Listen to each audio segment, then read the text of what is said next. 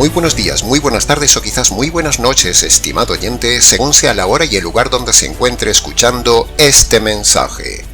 Como siempre, les habla el pastor bautista Nikos Ricoy, director del programa Encuentros y del Ministerio Tinajas, llenando siempre a cada persona que nos escucha con el agua fresca y limpia de la palabra desde aquí en España. Muy bienvenidos y muchas gracias por estar ahí atentos una vez más al nuevo mensaje de hoy de nuestro programa Encuentros.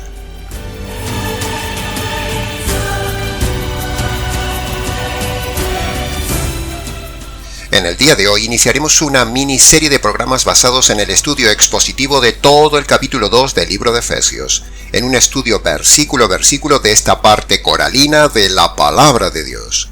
Iniciaremos esta serie de estudios siempre con el toque particular y el enfoque que nos caracteriza en el Ministerio Tinajas, el enfoque expositivo, evangelístico y jurídico.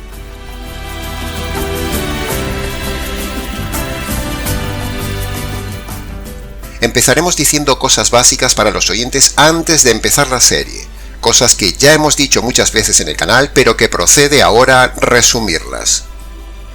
Primer punto básico. La Biblia no fue escrita para todo el mundo, no. La Biblia no fue escrita para inconversos, no. La Biblia no fue escrita para cabras, no fue escrita para cizaña. La Biblia fue escrita solo para personas convertidas. Eso lo vemos, por ejemplo, en el Antiguo Testamento, donde los profetas escribieron sus mensajes solo para el pueblo de Israel, no para los paganos en aquel tiempo. El Nuevo Testamento vemos que fue escrito mayormente por los apóstoles, solo para las personas que ya se habían convertido previamente por medio del Evangelio. El Nuevo Testamento no es para todo el mundo, estimado oyente, solo para convertidos, y este grupo de convertidos se llama Iglesia. Y este es precisamente el punto básico número 2. Iglesia, bíblicamente hablando, no es un local. Iglesia no es un edificio. Pero lo que sucede en el día de hoy es que el término iglesia, como tantos otros conceptos, se ha deformado de tal manera con el paso del tiempo que la mayoría de personas llaman iglesia al edificio. Y eso es un grave error. Como cuando, por ejemplo, dicen, venga a la iglesia, hermano. O vamos a la iglesia, hermano. Como diciendo, vamos al edificio donde nos congregamos, cuando en realidad, iglesia bíblicamente hablando, es el conjunto de convertidos por medio del Evangelio. Por eso, cuando en las cartas del Nuevo Testamento, como en este caso de la carta a los Efesios, vemos que los apóstoles se dirigen a determinada congregación llamándole iglesia, ese concepto de iglesia no es el mismo concepto de iglesia del día de hoy. El concepto de iglesia de hoy es un simple asociacionismo. A la gente le gusta más el asociacionismo en un local, pero no les gusta el compromiso cristiano y mucho menos la radicalidad de una verdadera iglesia neotestamentaria.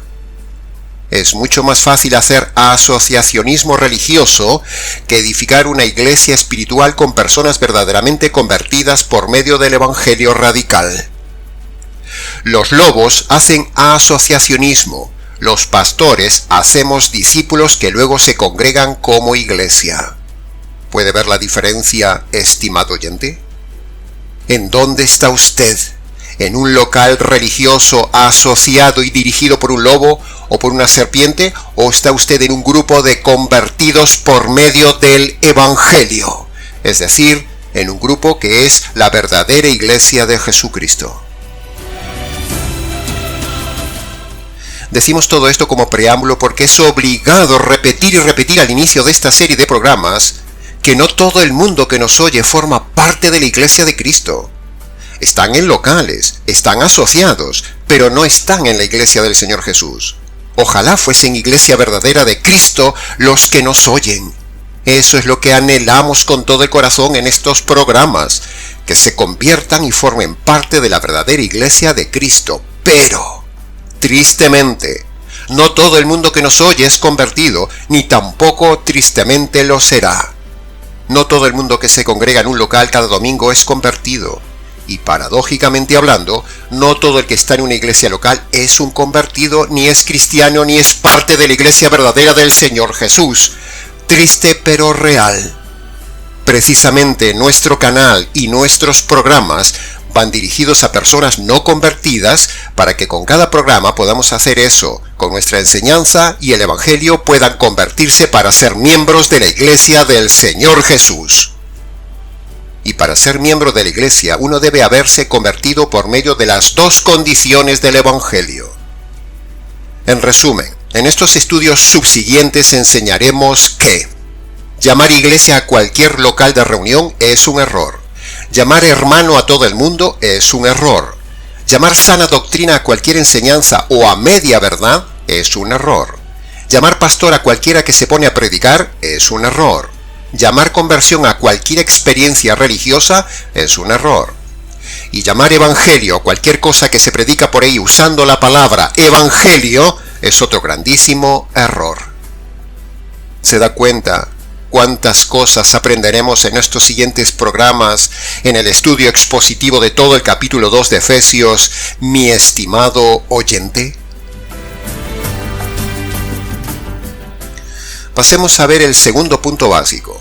En las cartas del Nuevo Testamento, como por ejemplo aquí en la carta a los Efesios, siempre vemos que se hace énfasis en que hay dos diferentes grupos.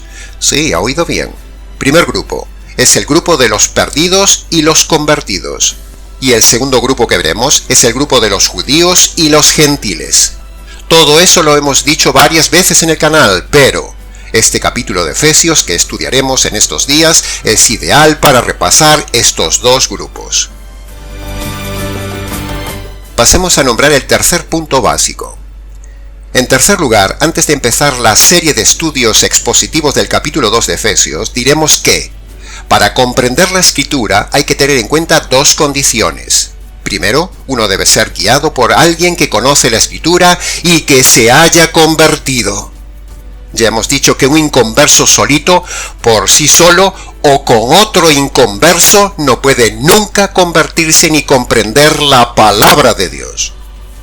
En segundo lugar, la forma de comprender y estudiar bien la palabra de Dios es haciéndolo de forma expositiva, es decir, estudiando, exprimiendo, analizando, comprendiendo cada palabra, cada frase, cada versículo de cada parte de la palabra de Dios por medio de las leyes de la hermenéutica. Esa es nuestra metodología pedagógica, la misma que usó el Señor Jesús y la que usaremos en el estudio de este capítulo 2 de Efesios. Bien, habiendo empleado todos estos minutos para dar estos tres puntos básicos iniciales como introducción a esta serie de programas, entremos entonces ya en el estudio expositivo de Efesios capítulo 2, empezando por el análisis del versículo 1, el cual nos llevará todo el programa. Dice así el versículo 1. Él, hablando de Cristo, os dio vida a vosotros cuando estabais muertos en vuestros delitos y pecados. Como otras muchas veces hemos enseñado, si leemos el texto en primera persona podría quedar más o menos así. Cristo me dio vida cuando estaba muerto en mis delitos y pecados. Léaselo así en primera persona, estimado oyente. Léaselo para usted mismo a ver si usted encaja en ese versículo. Si lo lee así, le sonará más personal, más cercano, más intenso, más único, más comprensible, más desafiante, más filtrante. En realidad le sonará como nunca nadie se lo había enseñado a leer. ¿Verdad que sí, estimado oyente? ¿Verdad que nunca lo había leído en primera persona? Bien, pero como puede ver, ese pasaje es un pasaje solo para un convertido. No para todo el que lo lee, sino que Pablo le está hablando solo a efesios convertidos, no a toda la ciudad de Éfeso, no a los paganos de Éfeso, no a los simpatizantes de Pablo en Éfeso. Ese pasaje no puede ser para un asistente a la congregación. Ese pasaje no puede ser para un simpatizante que va a un local mal llamado iglesia. No. Solo puede ser un pasaje para un convertido porque Cristo solo da vida a alguien que recibe esa vida por medio del Evangelio. Cristo no da vida por medio del método americano de que usted tiene que congregarse, de que usted tiene que pasar al frente, levantar la mano, repetir una oración de fe, aceptar a Jesús en el corazón o confiar en las 4 leyes espirituales, cerrar los ojos, llorar un poco, entregarle la vida a Dios o volver a los caminos de Dios. ¡No! Eso no le da vida a nadie. todo eso es un invento falso. Por eso, muchos en su ser interior no tienen vida, porque el invento americano de un método muerto no puede jamás dar vida. Al contrario, ese método americano de pase al frente, acepta a Jesús en el corazón, las 4 leyes espirituales, lo mata aún más. Ese método no da vida. Lo que da vida es el Evangelio del Señor Jesús, el Señor del Evangelio. Porque el Evangelio es el poder del Hijo de Dios para dar vida a un muerto. En la primera frase vemos entonces a Pablo diciendo que Cristo es el que le da vida al inconverso. Cristo da tanto la vida física por ser el Creador, como la vida espiritual por ser Salvador. Ahora escuche esto. Cristo el Creador nos da primero la vida física por su soberana decisión, pero luego Cristo nos da vida espiritual por nuestra soberana decisión. Sí, ha oído bien. La vida física la da Él, pero la vida espiritual decidimos nosotros tomarla libremente de Él. Repito, Cristo el Creador nos da primero la vida física por su soberana decisión, pero luego Cristo nos da vida espiritual por nuestra soberana decisión. La vida física la da Él, pero la vida espiritual decidimos nosotros tomarla libremente de Él. Que conste en acta. Cristo da vida espiritual a quien quiere tomar esa vida espiritual libremente, estimado oyente. El Señor no se la impone a nadie, como dicen los calvinistas. Cristo no salva a nadie. Es el hombre el que se salva si toma esa vida de Cristo. El mismo Jesús dice esto del libre albedrío del hombre en aquel famoso pasaje de Juan capítulo 5, versículo 40. No queréis venir a mí para tener vida. Ahí vemos en boca de Jesús el libre albedrío clarísimamente dicho que recibir la vida eterna está en manos del hombre. Si alguien no quiere ir a Cristo a tener vida es porque libremente no quiere hacerlo. Ese libre albedrío se muestra inferencialmente y a fortiori en este pasaje de Juan capítulo 5. Por lo tanto, el libre albedrío es una doctrina maravillosa, bíblica e irrefutable, aquí y en toda la Biblia. El hombre es plenamente libre para decidir si recibe vida espiritual de Cristo o la rechaza. Mire lo que dice Efesios capítulo 1, versículo 13. Habiendo oído la palabra de verdad, el Evangelio de salvación, habéis creído en él. ¿Ve? Ahí lo tiene, estimado oyente, la plena libertad que ejercieron los efesios por su libre albedrío. Primero, deciden libremente escuchar la palabra de Pablo. Y segundo, decidieron libremente creer el Evangelio. Este es el puro y maravilloso libre albedrío que nosotros creemos y defenderemos hasta la muerte. El texto no dice que Dios le impuso ni los obligó a oír, ni les obligó a creer, ni les impuso la salvación, ni los coaccionó a creer el Evangelio, sino que el texto habla fluidamente de libertad por parte de los efesios. Declaramos que todo esto es ex cátedra.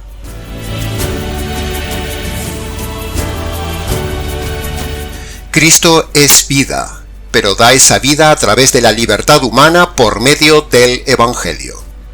Cristo salva, pero salva a través de la libertad humana y por medio del Evangelio.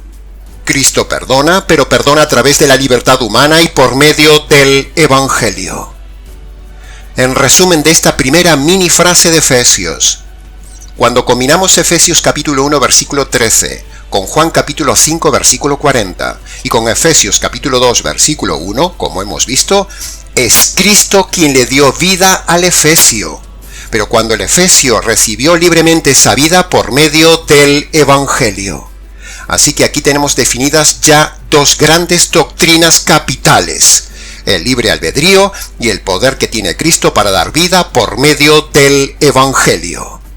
Ahora le toca a usted, estimado oyente, le toca decidir libremente, como un efesio del siglo XXI, tomar el Evangelio para tener vida. Que conste en acta.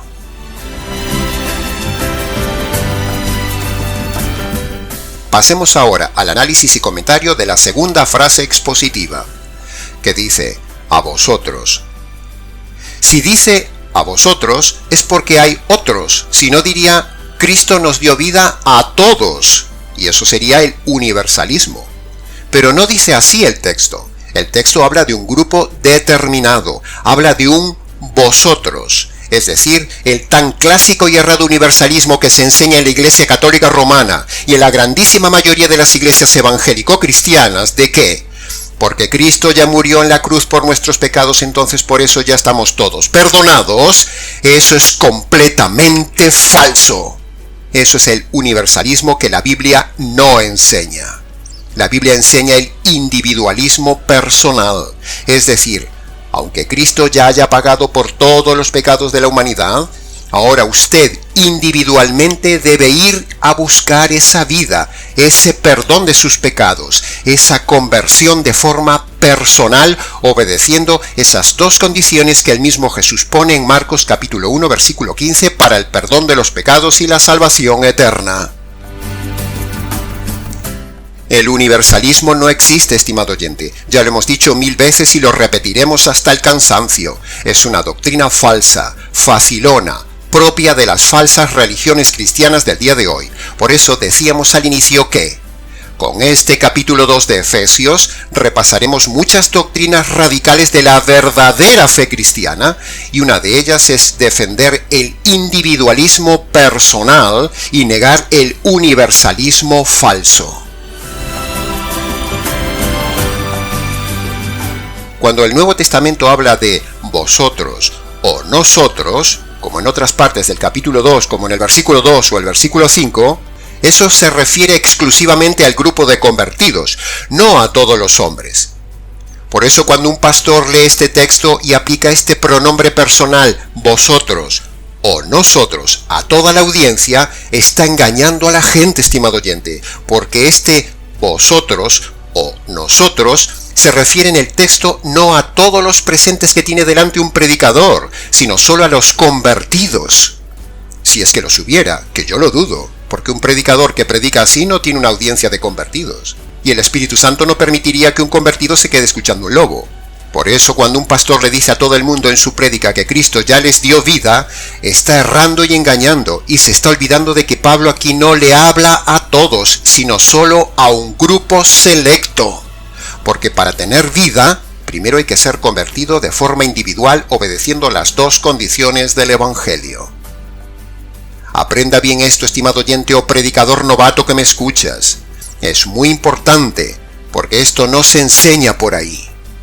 Si usted escucha a un pastor en su iglesia, en internet, en una radio o en televisión usar este pronombre, vosotros, aplicándolo a toda la audiencia, entonces usted tiene delante un supino predicador ignorante y engañador.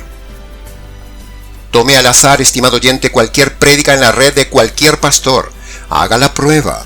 Observe cómo se dirige ese pastor o falsa pastora a la gente. Y si se dirige a la audiencia en general como si todos fueran convertidos usando la palabra nosotros, hermanos, salvos, todos nosotros, fieles, etc., entonces ese predicador o predicadora está engañando a su audiencia.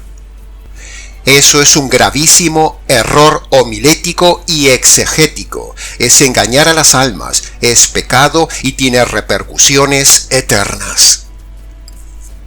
Escape de esos predicadores que le hablan a todos como hermanos, como fieles, como salvos, como ovejas, como trigo, o como el grupo de vosotros, cuando no lo son, porque ni ellos mismos son convertidos.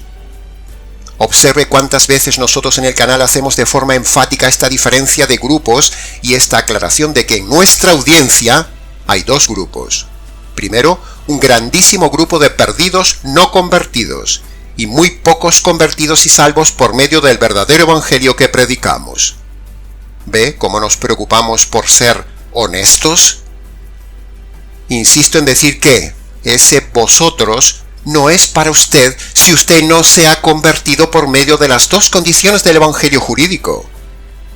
Y entonces alguno preguntará, Pastor, ¿cuáles son entonces esas dos condiciones?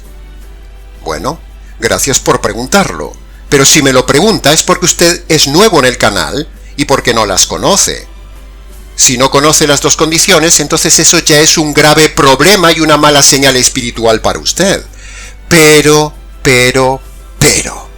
con gusto le diremos nuevamente las dos condiciones para que sea con nosotros del grupo de convertidos del capítulo 2 de Efesios. O sea, para que usted y yo hoy podamos ser los auténticos efesios del siglo XXI. Preste atención. Las dos condiciones del Evangelio para la salvación son: primero, usted debe reconocer sus pecados pasados y abandonar sus pecados presentes. Eso es el arrepentimiento bíblico, o sea, la primera condición de la conversión. Segundo, usted por haber pecado es un delincuente ante Dios y merecería recibir la justicia divina. Pero esa justicia divina le cayó al Señor Jesús en la cruz para no caerle a usted el día de su muerte. Así que, cuando usted reconoce sus pecados, primera condición, y se apropia por la fe de esa justicia caída sobre el Señor Jesús, segunda condición, entonces Dios lo declara perdonado, salvo, y ahora sí usted sería del grupo de hermanos o de ese precioso grupo de vosotros. Pero si usted no ha obedecido esas dos condiciones nunca, entonces olvídese de identificarse con ese vosotros. Usted en realidad es del grupo de los otros, es decir, de los perdidos. Pásese hoy mismo del grupo de los otros al grupo de vosotros por medio de las dos condiciones, estimado oyente.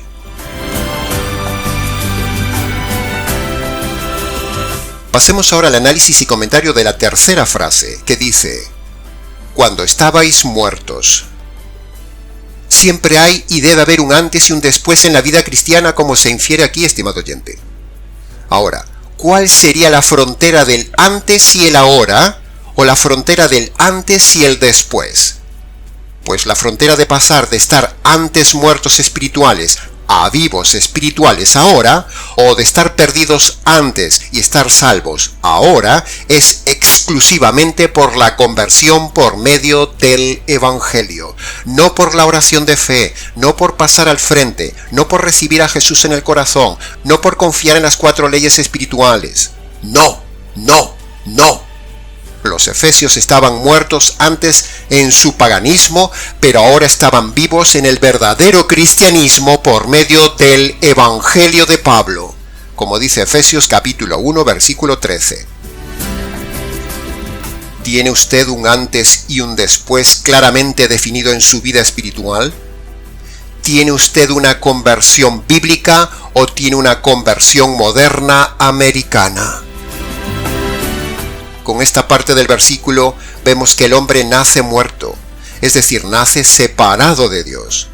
La palabra muerto y muerte significa separado y separar, pero nunca significa inconsciencia, como dicen los adventistas o los calvinistas. Estar muerto espiritual no significa estar inhabilitado, ni incapacitado, ni dejar de razonar, ni dejar de tener libertad, ni dejar de estar en plenas facultades. No y 1000 veces no. Una persona muerta espiritual significa que está separada de Dios, pero no está inconsciente de Dios. El hombre nace separado de Dios, es decir, muerto espiritual, pero nace muy consciente de Dios, porque la naturaleza, la conciencia y el razonamiento son 3 alarmas que se encargan de gritarle y hacerle plenamente consciente al hombre de que hay un Dios y que debe buscar a ese Dios. Pero el hombre decide libremente en su libre albedrío no buscar a Dios. Por eso el hombre se queda muerto en vida y luego se muere muerto. Así que ahora usted puede comprender aquellas palabras famosas que dijo Jesús: dejad que los muertos entierren a sus muertos. Es decir, los muertos espirituales entierran a los muertos físicos. El hombre no convertido está separado de Dios, estimado oyente. Es decir, está muerto espiritualmente, y si no se convierte, cuando se muera físicamente, estando muerto espiritualmente, entonces se irá conscientemente a la muerte eterna. Es decir, irá a la separación eterna de Dios. Esta es la verdadera teología del tema. no la que enseñan los adventistas ni los calvinistas. Repetimos que estar muerto es estar separado espiritualmente de Dios, pero no imposibilitado de buscar a Dios. Por medio del Evangelio y sus dos condiciones, y por medio del don del libre albedrío, el hombre separado de Dios puede reconciliarse con Dios y entonces tener limpieza de sus pecados, vida espiritual, comunión con Dios, relación con Él y luego tener vida para siempre con Dios. Amén. Aleluya. En resumen de esta nueva frase que hemos analizado, cuando Pablo dice que los efesios antes de conocer el Evangelio estaban muertos, se refiere a estar separados de Dios. Y entonces, cuando libremente reciben el Evangelio les quita las culpas, les da vida y los reconcilia con Dios. Pablo con esta carta estaba recordándole aquí a los efesios lo que eran ellos antes de la conversión y antes de conocerle a él. Estaban muertos en su paganismo y ahora están con vida espiritual con Cristo por medio del Evangelio.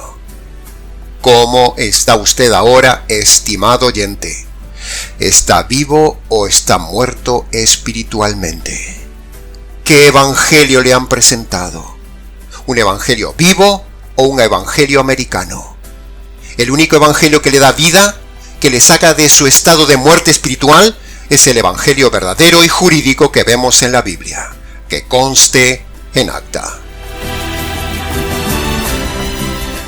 Pasemos ahora al análisis y comentario de la frase que dice: en vuestros delitos y pecados. Llegados ya a la última frase y al final del mensaje expositivo de hoy, nos encontramos con que Dios le da un toque jurídico a esta parte del versículo. Sí, ha oído bien. El aspecto jurídico que nunca falta y que tantas veces hemos dicho en el canal. El Señor Espíritu Santo usa aquí dos palabras. La palabra delitos, que significa infracción de la ley, y usa la palabra pecados, que significa ofender al Dios de la ley. Es decir, el término delitos está relacionado jurídicamente con infringir la ley de Dios, y el término pecados está relacionado jurídicamente hablando con ofender al Dios de la ley. ¿Comprende la diferencia? Por lo tanto, el hombre está jurídicamente muerto ante Dios. Primero por infringir la ley del legislador y segundo por ofender al legislador de la ley. Dos enfoques jurídicos que intensifican y que refuerzan una vez más nuestra tesis jurídica del Evangelio y la idea de la temible posición jurídica del hombre ante el juez del universo y ante la ley, infringiendo la ley y ofendiendo al autor de la ley.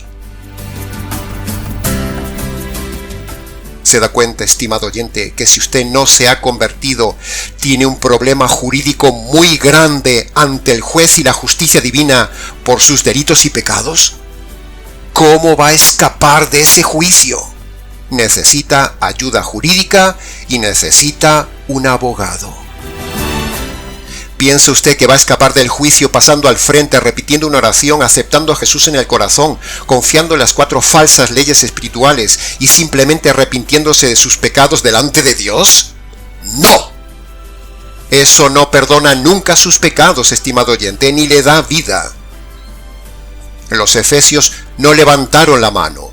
Los efesios no pasaron al frente, no repitieron una oración americana, no aceptaron a Jesús en el corazón, no fueron a confesarse a Pablo. Entonces, ¿cómo se quitan los delitos y los pecados, pastor? Bueno, tenga paciencia, estimado oyente. Llegue hasta el final del mensaje y lo sabrá. A continuación nos quedan 2 cosas por decir en este estudio. Primero, mostraremos entonces una serie de delitos concretos que están en la ley de Dios. Y segundo, mostraremos cómo se perdonan esos delitos ante Dios. Entonces, de esta manera, con este mensaje de hoy, tendrá ante usted un mensaje expositivo completo, jurídico y perfecto, que perdona sus pecados, salva su alma y le da vida espiritual para que usted sea un moderno efesio del siglo XXI. Que conste en acta.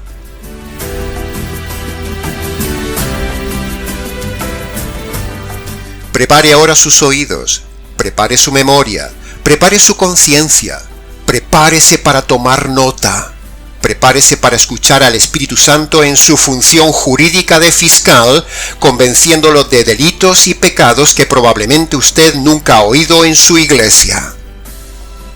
Malos pensamientos, mentiras, quejas, malas actitudes, envidias, robos, venganzas, rebeldías, deshonestidad, disputas, avaricia, codicia, arrogancia, amargura, desobediencia, la pereza, las peleas, los pleitos, los insultos, la traición, la murmuración, la terquedad, la ira, la maldad, el rencor, la negligencia, es decir, hacer las cosas mal hechas, la impaciencia, el maldecir, las burlas, las palabras sucias, la autocompasión, la manipulación de la gente, el maltrato, el machismo, la borrachera, los celos, el desprecio, el mal genio, la desconfianza, la imprudencia,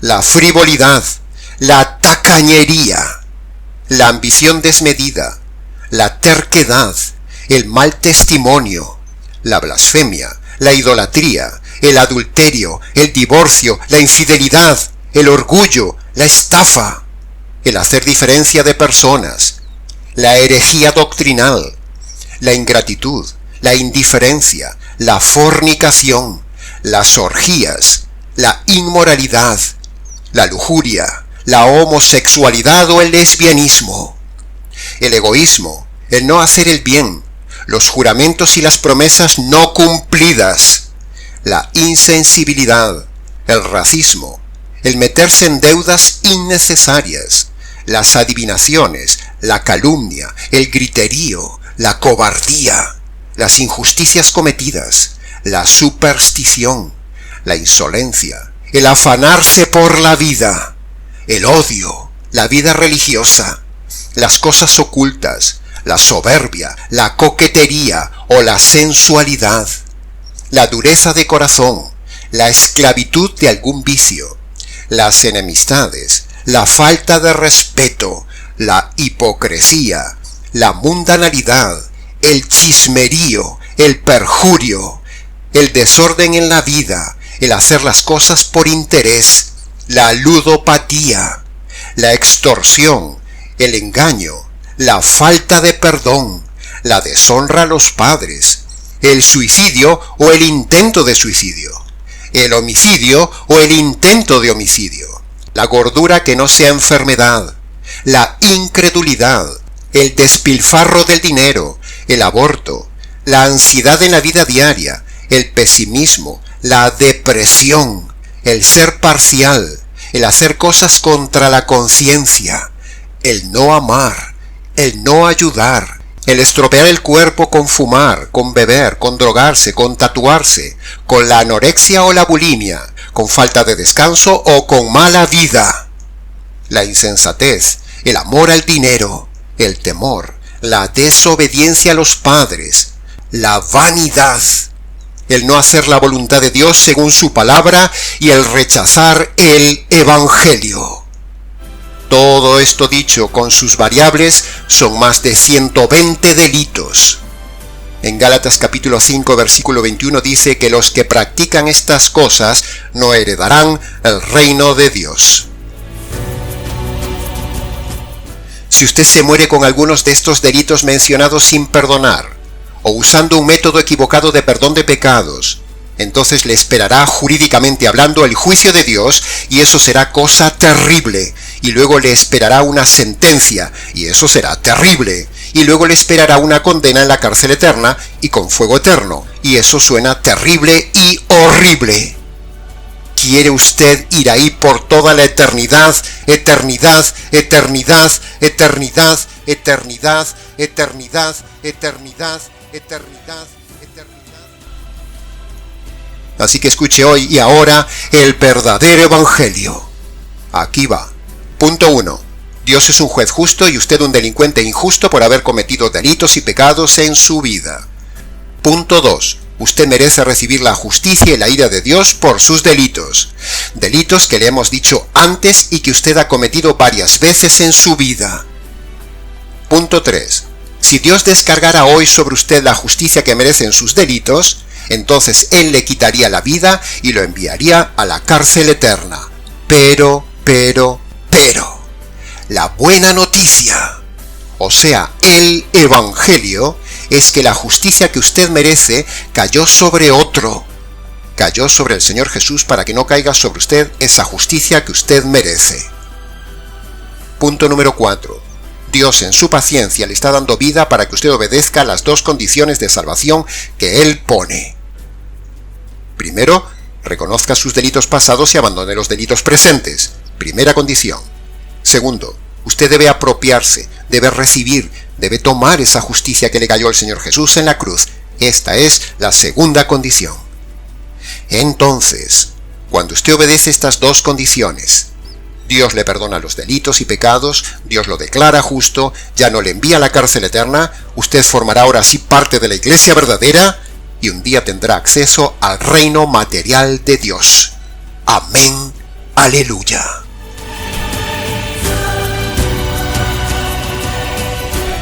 Este es el Evangelio verdadero que probablemente usted no ha escuchado nunca en su vida ni en su iglesia. Sin Evangelio verdadero no hay salvación verdadera, ni formará parte de la iglesia verdadera, sino que irá a la perdición verdadera, estimado oyente. Y para terminar, le invito a que obedezca las dos condiciones hoy. Sea usted joven, sea mediano, sea mayor, sea hombre o sea mujer. Vaya a su habitación, estimado oyente, cierre la puerta, póngase de rodillas y descálcese delante de Dios en señal de reverencia, y obedezca allí, por favor, las dos condiciones. Primera condición, reconozca sus pecados pasados y abandone sus pecados presentes. Segundo, aprópiese, agárrese, échese encima, reciba, crea en esa justicia que le cayó al Señor Jesús en la cruz por sus injusticias. Y luego, antes de levantarse de ahí, dele gracias al Señor por conocer este verdadero Evangelio y por esta providencia de haber conocido el Evangelio.